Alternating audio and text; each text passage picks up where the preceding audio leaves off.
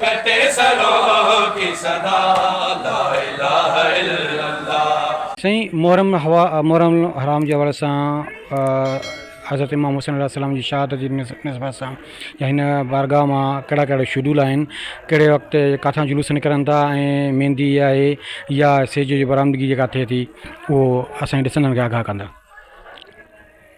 हिन क़दीमी मां बारगाह खे तक़रीबन 76 साल खां मथे थी विया।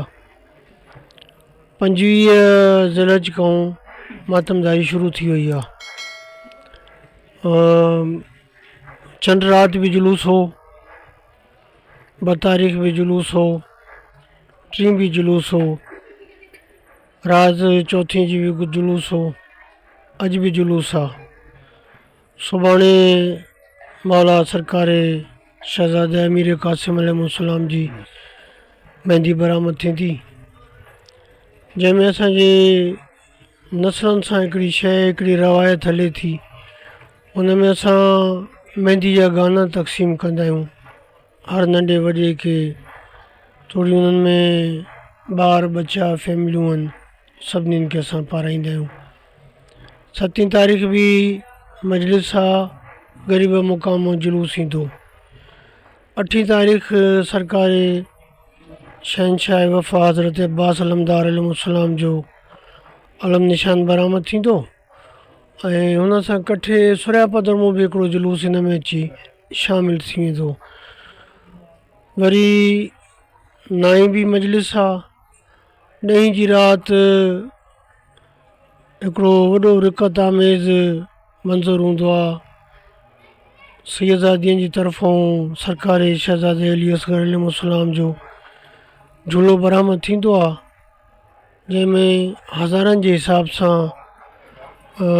मातमी ऐं तमामु मोमिन और मोमिनात शिरकत कनि था। उन में चांदी जे छलनि जो हिकिड़ो बास हूंदो आहे, उहो तक़सीम कयो वेंदो आहे ऐं दौराने झूलो जॾहिं हेठि ईंदो आहे त हुन ते मख़सूस मौला जे नाले ते छिलनि जो सदको ॾींदा आहियूं, क़ुर्बानी कंदा आहियूं। 9 वारे ॾींहुं हस्बे दस्तूर 12-1 बजे मजलिस थी वेंदी। 5 बजे जुलूस निकिरंदो। दौराने जुलूस पाकिस्तान चौक ते ज़ंजीर ज़नी बि आहे। उन खां पोइ मजलिस बि आहे ऐं वापसी में हिकु शाम ग़रीब असां वटि थींदी आहे, जेकी लाड़काणे में किथे बि नथी थिए। वरी 12 मुहर्रम ते मौला जो सोयम थी वेंदो। हीअ असांजो प्रोग्राम आहे 10-12 ॾींहंनि जो। असांजी पंहिंजी संगत जेकी आहे उहो मौला जो सदको आहे, बेबा आहे। त असां सां कठे लश्कर अब्बास वारा बि हूंदा आहिनि, सो असां पंहिंजो रूट पाण पूरो कंदा आहियूं। बिजली जे हवाले सां या म्यूनिसिपल कमेटी जे हवाले सां लाइटिंग जे हिसाब सां या इंतिज़ाम जे हिसाब सां तव्हां केतिरो मुतमिन आहियो? अल्हम्दुलिल्लाह हिन साल अलाए छो रहम आहे म्यूनिसिपलिटी वारनि खे बि, मेयर साहिब जी बि वॾी महिरबानी आहे ऐं शाहरुख ख़ान साहिब जी त तमामु घणी महिरबानी आहे। बारगाहनि में 8 प्लेटनि सां बैटरियुनि सां उन्हनि सोलर सिस्टम हणाए ॾिनो आहे ऐं तक़रीबन डेली उहो फ़ोन ते राबितो रखनि था त कंहिं शइ जी ज़रूरत आहे त असांखे ॿुधायो। दुआ गो आहियूं पहिरीं दफ़े मां एतिरो बहितरीनु इंतिज़ामु ॾिसां थो।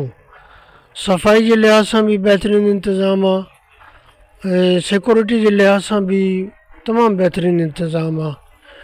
मां काफ़ी अरसे खां पोइ इंतिहाई मुतमईन आहियां त कमु हिन साल हर साल खां चङो आहे। हा, कैमरामैन सैयद अहमद यूसुफ, ज़ुल्करनैन सां गॾु सैयद अरशद अली बुखारी, सादात होम TV लाड़काना।